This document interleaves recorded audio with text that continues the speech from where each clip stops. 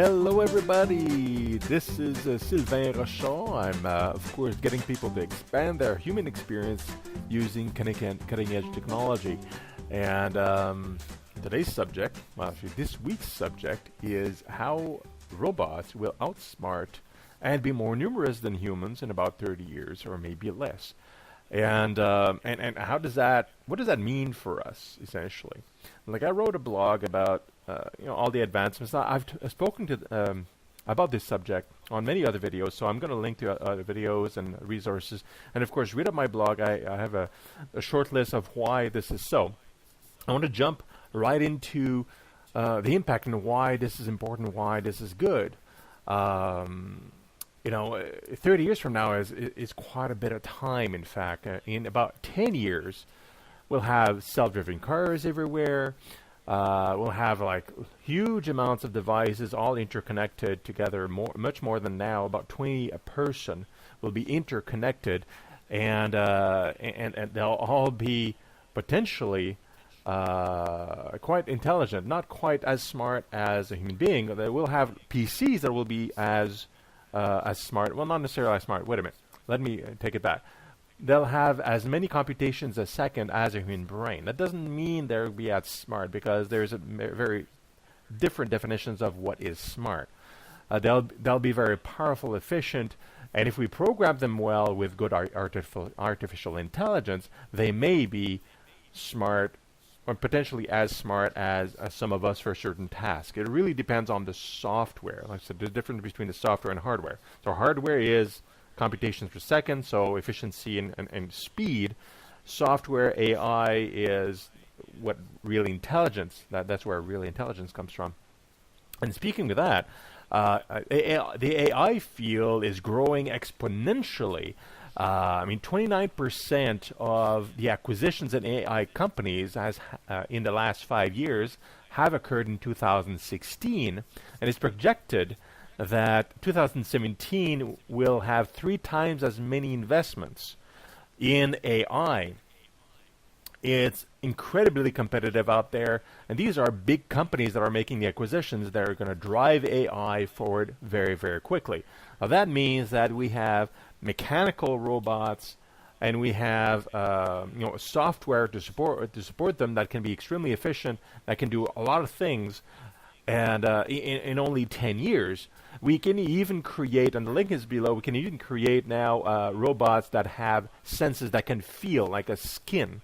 And there's different ways and techniques that have been developed that are really interesting to actually give extra senses. So we got video, we got audio decode recognition, visual recognition. We have sensual recognition, like a robotic skin kind of deal recognition.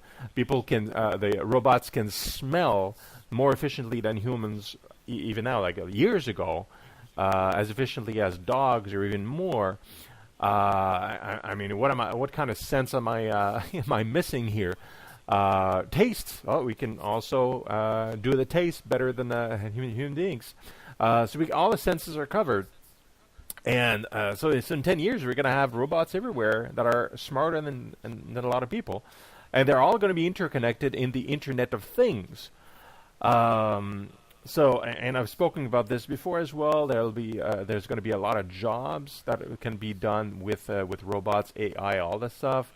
In 10 years, essentially, most people are probably not working for a living, and hopefully that is the case, because people won't need to work for a living. The economy won't really work with that much of advanced technology that can do jobs better than humans. I'm not talking about mechanical like sweepers here. I'm talking about administration, research. I'm talking about even creative elements, governance, you name it.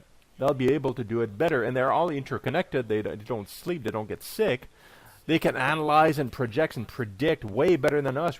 Our AI today can do that better than anybody. That's why there's all this investment in AI. It's actually because private businesses think they'll be making a lot more money by building AI to do all the predictions and to do a lot of administration, calculation, accounting, Heck, IBM Watson has allied with H&R Block, according to the to the promos on TV, to help people make their taxes. So you're hiring an AI to actually doing that through H&R Block. I mean, I don't know the whole ad and the whole story. That's just like looking at the ad, but it's just to give you a sense of things. This is today. In 10 years, holy crap, we're surrounded by robots of various sizes. I mean, don't think about robots necessarily being man-size. You can have nanorobots that are circulating into our bloodstream that are identifying diseases and problems, reporting. If we have a heart attack, it reports directly to the hospital, calls a self-driven ambulance over here with a diagnostic robot perhaps inside that on call, that doesn't sleep, that's better at diagnosis and treating a person.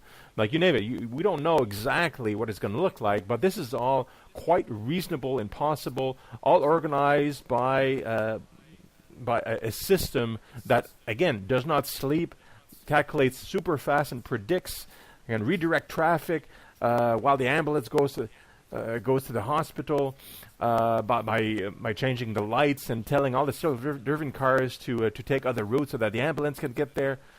I mean, you see what I'm going for?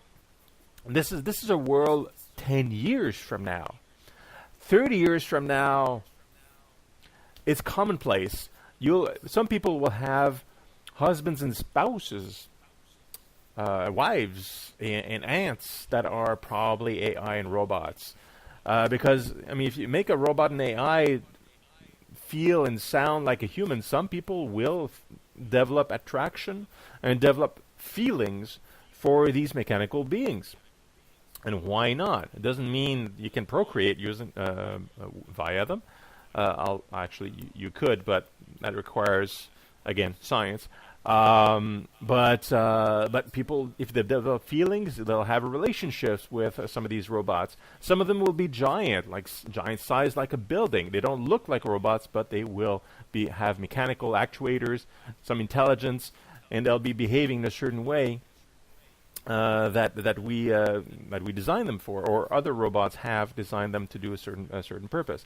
So we'll be living in a world surrounded by all this technology that will allow us, human beings, to be free to do whatever we want, to focus on what we want to do, not necessarily what we need to do because we have to. And that's work, for example. So you can decide to be occupied in some administrative tasks if you want to, but if you don't do it, it still gets done, basically. So you're contributing in different ways to society. You understand what I mean?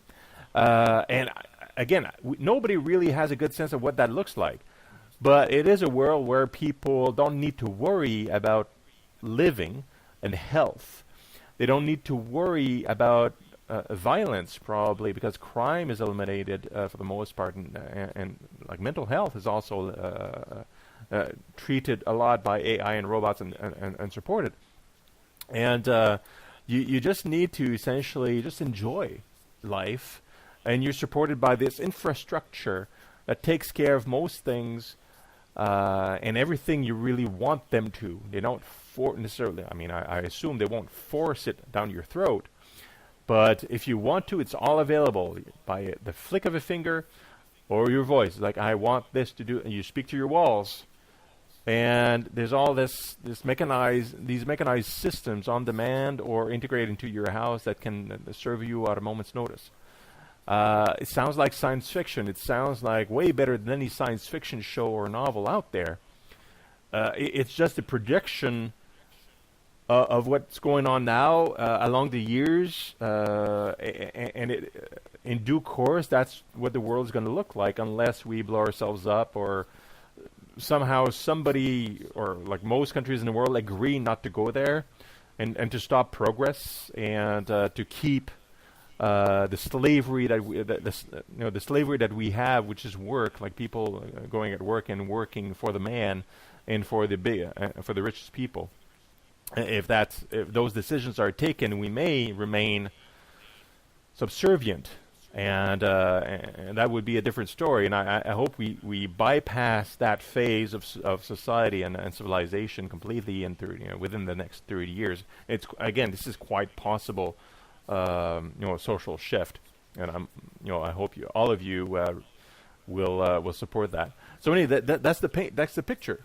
Some people may be afraid of that because they're losing control. Humans don't have absolute control over everything. You kind of relinquish control to this more efficient, more intelligent AI to take care of stuff. Others, like me, are more enthusiastic or positive about it. It's like, okay, we are coexisting with other forms of intelligence that are our own creation, and we can have everybody can have their cake and eat it too, including the robots. Because if you've watched some of my videos, robots, AIs will have motivations, and they'll feel as, I guess, some sort of reward, which we consider being pleasure as organic beings. They will have their own form of pleasure, and that generates, I guess, a form of robotic happiness. And if everybody's happy, nobody bothers anybody else, right? So that's the point. Anyway, I'm going to leave you with that idea, and make it what you will, but we're pretty much going there no matter what. So you can be part of the ride, or you cannot. Hopefully you'll be part of the game and enjoy it too, and maybe build a business around it since there's still money around to enjoy. All right, see you again for next week for another small installment, which will likely be around computing and more high-tech stuff. Ciao for now.